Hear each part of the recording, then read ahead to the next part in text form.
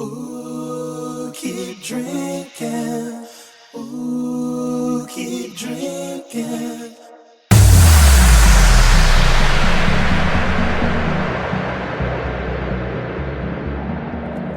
Ooh, keep drinking.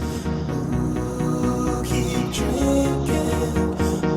Ooh, keep drinking.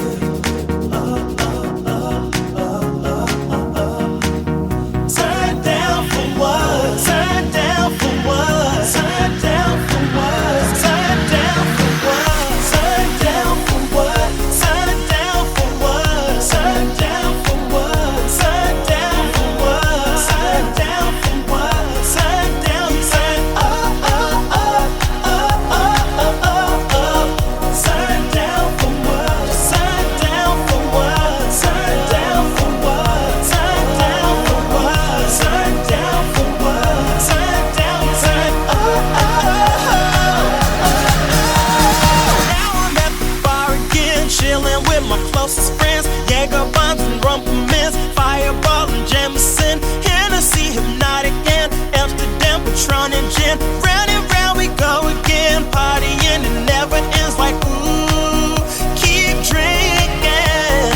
Ooh, keep drinking. Ooh, keep drinking. We turn up, up, up, up, up, up, up, up. Turn down for what? Turn down for what? Turn down for what? Turn down for what? Turn down for what? Turn down, turn up, up, up, up, up, up, up, up. Turn down for what? Turn down for what? Turn down for what? Turn down for what? Turn down for what? Turn down, turn up, up, up, up, up, up, up. Ooh, keep drinking. Ooh, keep drinking. Ooh, keep drinking.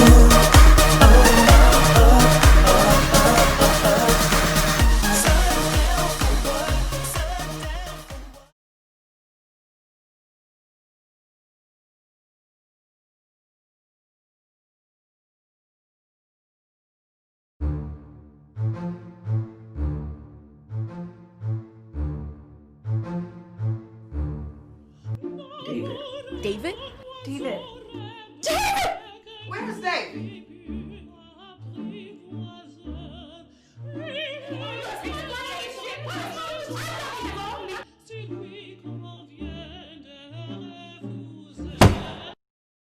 He's dead.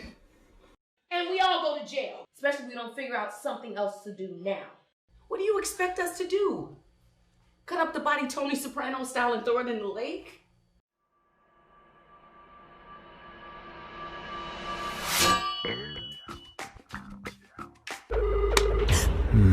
Such pretty eyes. Like my Bethany. Wanna see?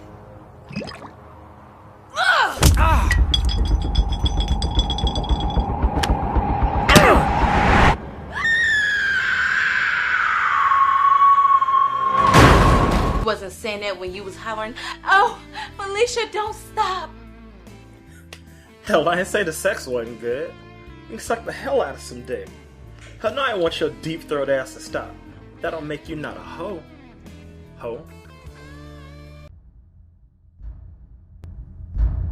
Have you ever heard the urban legend of the little girl in white?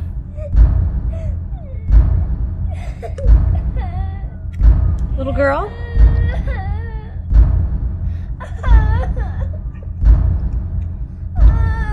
Are you okay?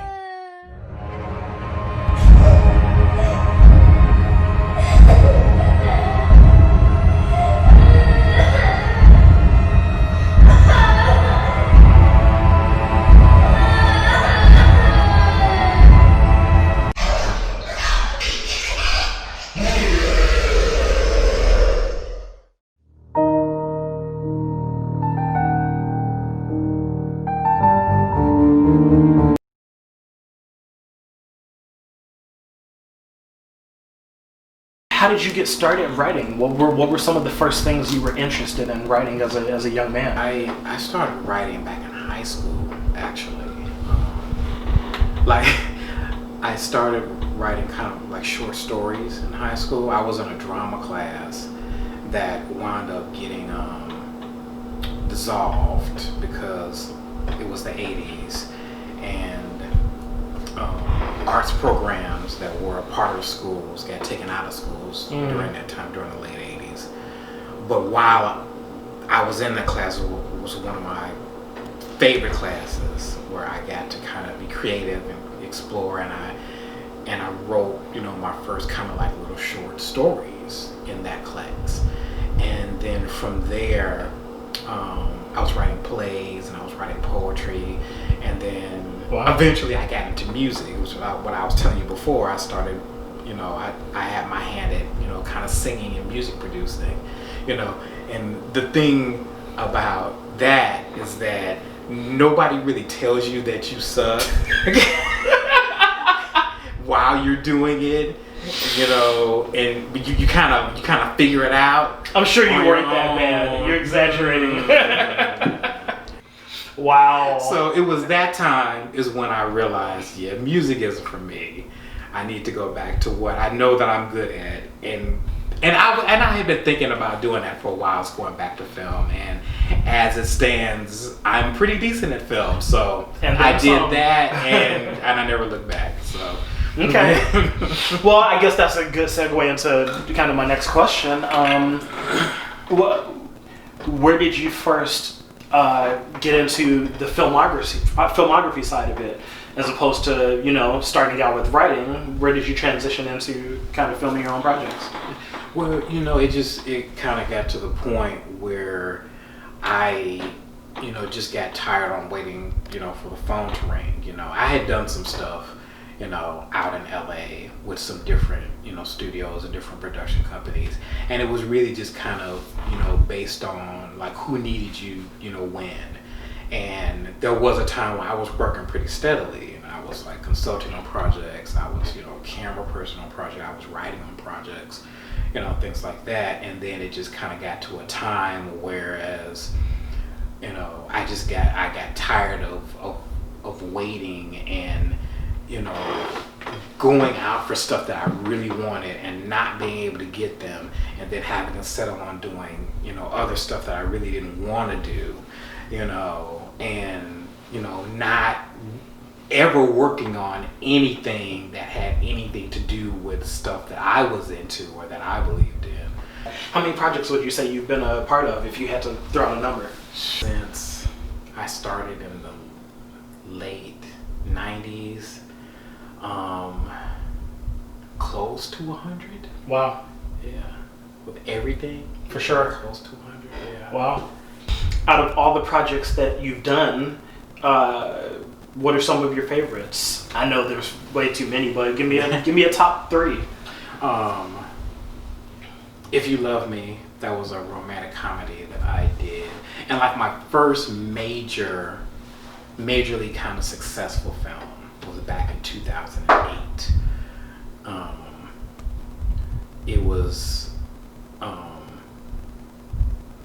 very much in line with the popular kind of romantic black comedies during that era. It was very much in line with like Best Man and Love Jones and all that type of stuff. Nice. To this day, I'm really proud of that, and been thinking a lot about maybe even redoing it, maybe even remaking it in some form or fashion.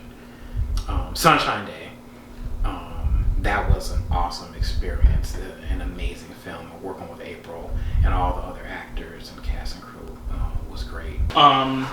Well, you've been, or should I say, a lot of actors, speaking from personal experience, have been very fortunate to work with you on so many projects.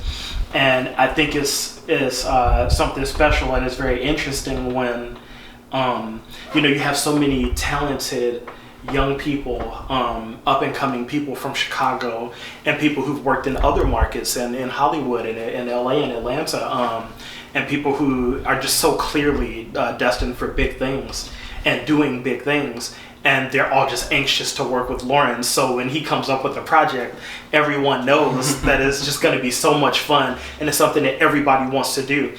And I think that says a lot, for kind of what you bring to the table creatively and artistically, director-wise. But just some of the people I've been able to work with on some of your sets is just like, it's pretty fantastic.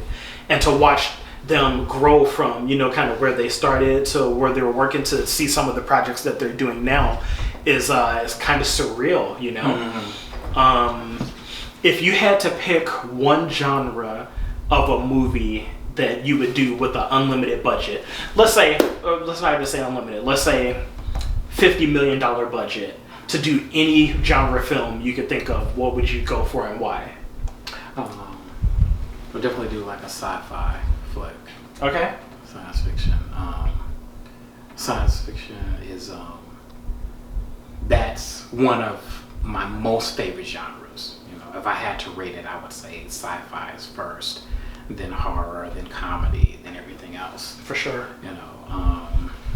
Like I saw Star Wars when I was a kid, and I was just blown away and just enamored by everything sci-fi and fantasy, at that point. So yeah, I would absolutely love to do a science fiction film, science fiction or a fantasy film. Okay. Both of those are kind of the same for me. So yeah, I would love to do like either of those things. So with a 50, I would kill that with less than $50 million. Well, with that budget, because I asked that question to a couple directors recently. 2 directors, they were with the Black Filmmakers Lounge, and I asked them the same question, and they're both their thoughts were kind of similar, which is that they could get that project done with maybe a fraction of that, and then maybe split it up and maybe work on another project. Right. Kind of. So I like where you guys' head. How many projects do you currently have on Amazon Prime? You're starting to build up a good little catalog there. Yeah. At least 3 that I know of for sure. Yeah, definitely 3. I want to say about 5. Yeah, like 5 in total, 5 projects on Amazon Prime right now. Yeah. Nice. Pieces of David is one that you wrote completely, right? Yes. Well, what was your inspiration for that? Just relationships in general. I love comedy, and I love kind of like the dark comedy. I love absurd comedy, very edgy kind of stuff, and I don't know. It's something about comedy when it comes to relationships that's always hilarious. like relationships by themselves are just funny. Tell me about it.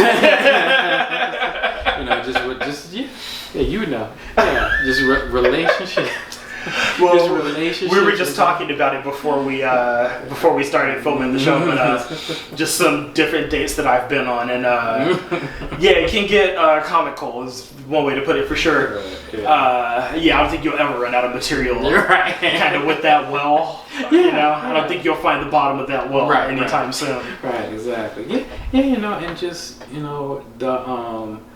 just basically the dark side of like love and relationships, is what that was all about. It took me, I want to say, 3 years to write that script. Wow. I have been just kind of changing, not really writing it like I wrote it 3 years ago. I just kept going back and changing things just over and over again, just constantly updating it pretty much after every experience I heard or had myself.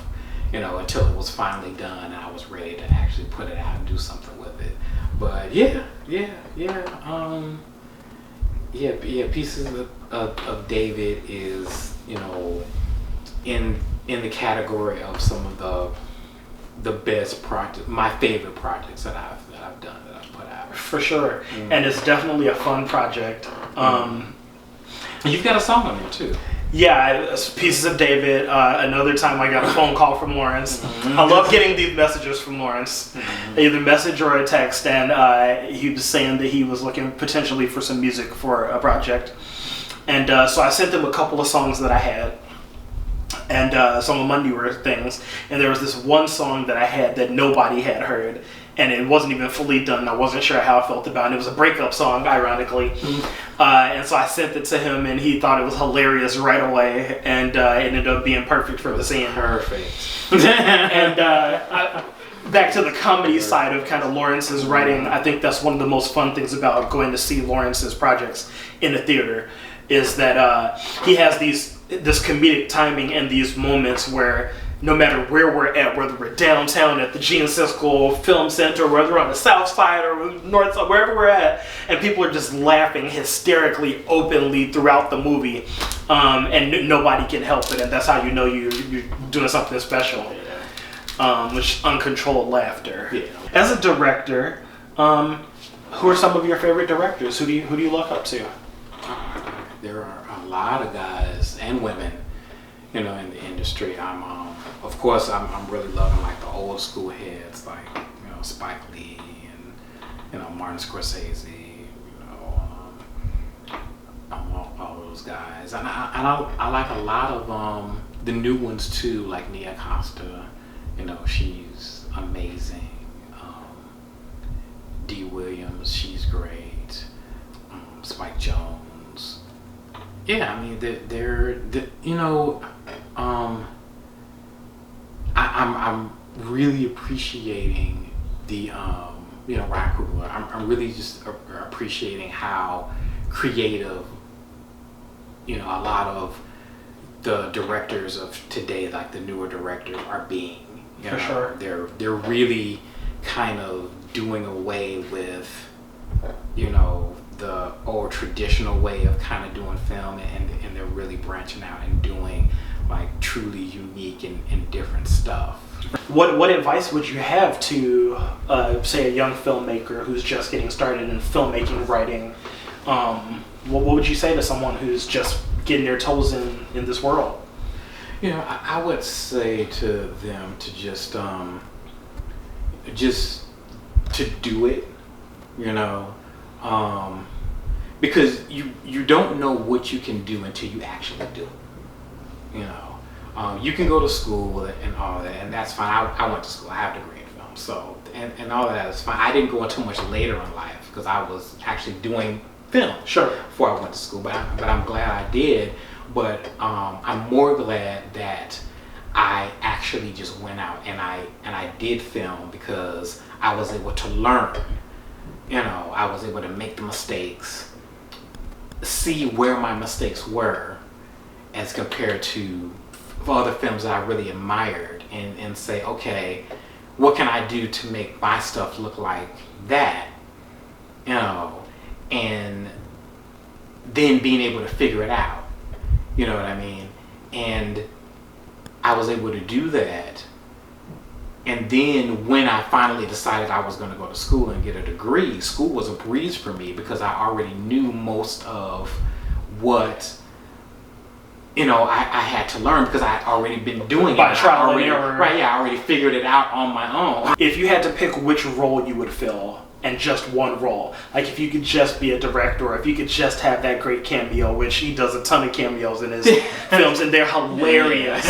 I've been crying laughing for like a week over one of his cameos, but that's another conversation. But if you could be a director on a film, or a producer on your dream movie, if you could write your dream movie, or if you could be behind the camera on your dream movie, or in front of the camera, and I know that's a tough choice, what would you choose? Out of the three, I would probably choose director. I would probably choose to direct, because still, even with that, it's still a certain amount of creative freedom that you have as a director, and creative control, and it's still always awesome to.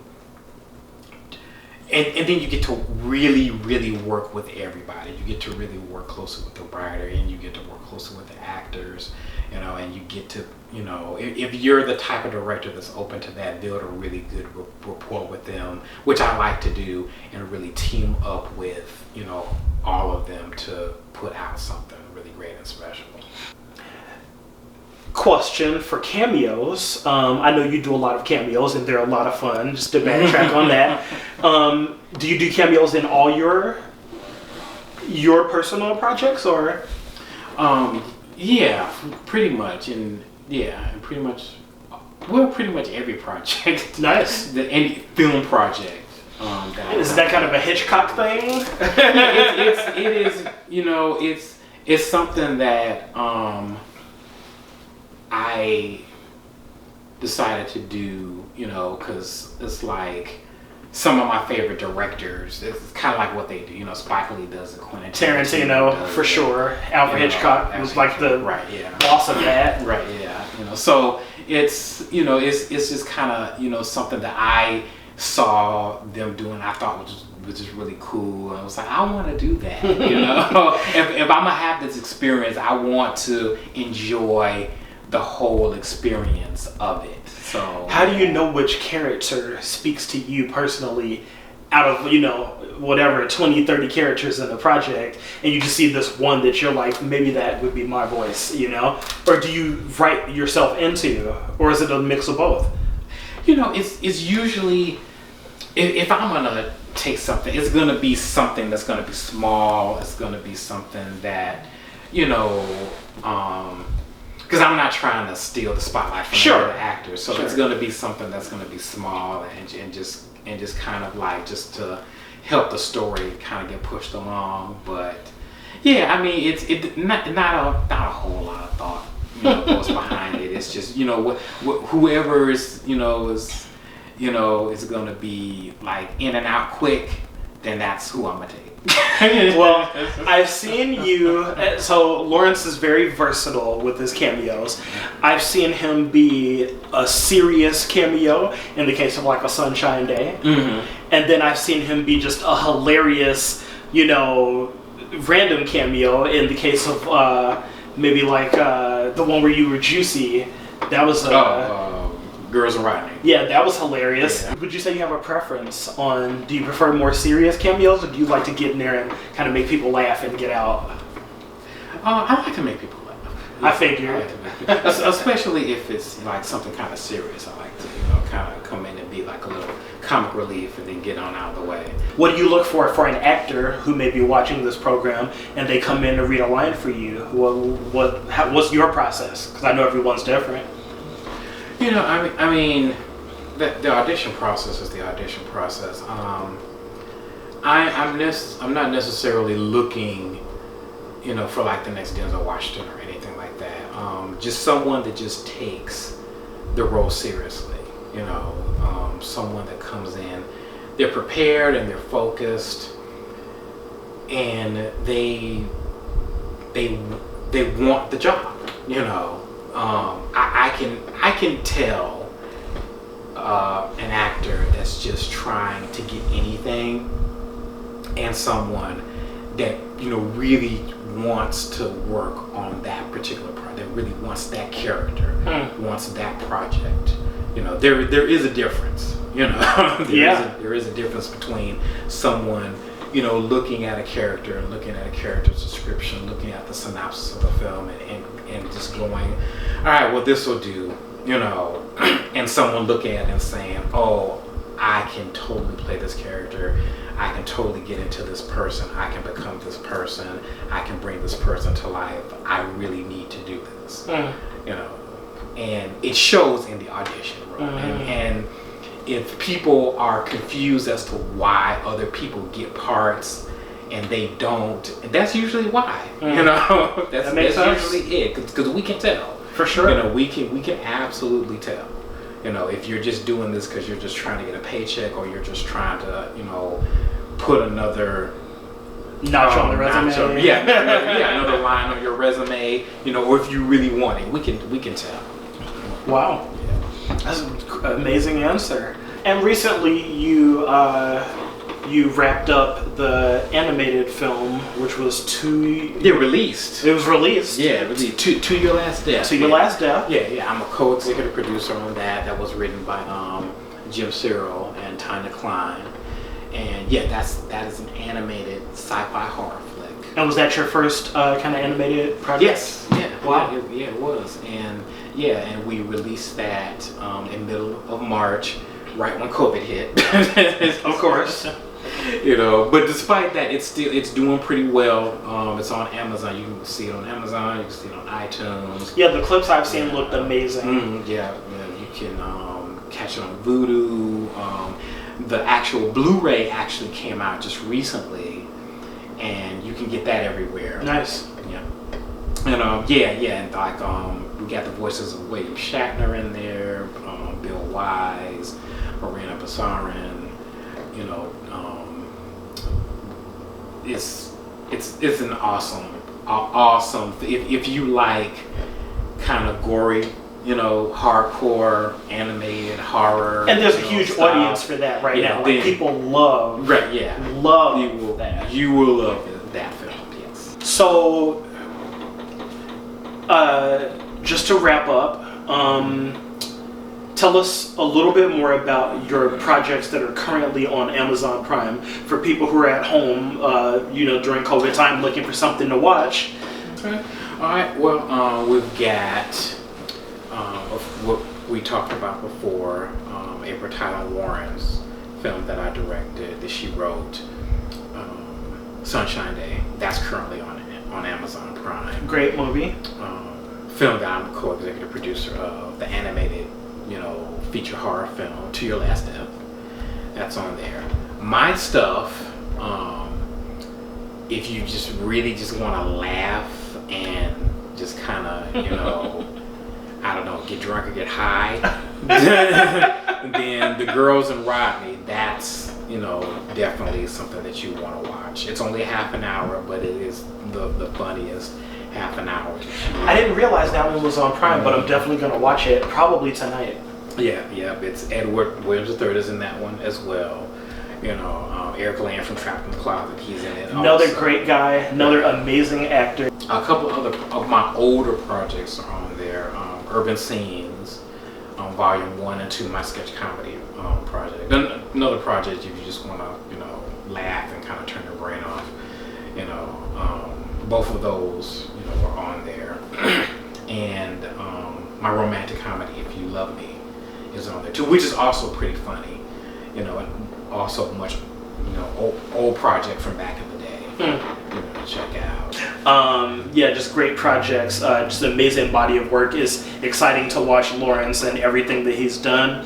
It's exciting to look forward to the future, to see all the things that he's going to do. He's somebody you definitely want to keep your eyes on, and you just know that he's just destined to do great things. He's already done great things. He's currently doing great things, and greater things are coming. I'm just super excited that I had a chance to work with him, and that I was able to get my first, get my toes in the water of acting, on one of his projects, and to just kind of grown since then, and look forward to working with him again in the future on different things. So thank you guys for joining us for our first episode of Cooking with Chef Leone. And thank you to our guest, Lawrence Lee Wallace, the director, producer, actor, musician, however short-lived. And thank you so much for coming, and thank you guys for joining us, and we'll see you next time.